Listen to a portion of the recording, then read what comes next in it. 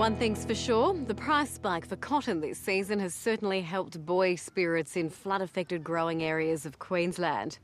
In the southern inland town of St George, some farmers are still grappling with the aftermath. But those floodwaters this year and another deluge last March have brought a record harvest. Reporter Kirrin McKechnie spent a week in St George at the height of the January floods. She returned for Landline and found that for this town at least, the floods haven't been all bad news.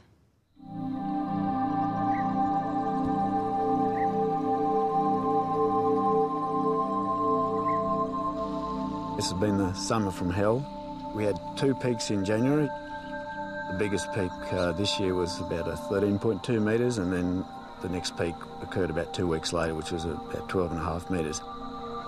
The peak early on was slightly less than the March peak last year, but much more damaging this year. It was right in the middle of harvest, and it went for much longer, so the floods kept going for most of January. So it was far more disruptive on the business and tourist trade, and because it was in the middle of the harvest, it caused me a lot of grey hairs. Grey hairs are perhaps the least of David Blackett's worries. The St George grape grower is facing months of recovery work after the January floods hit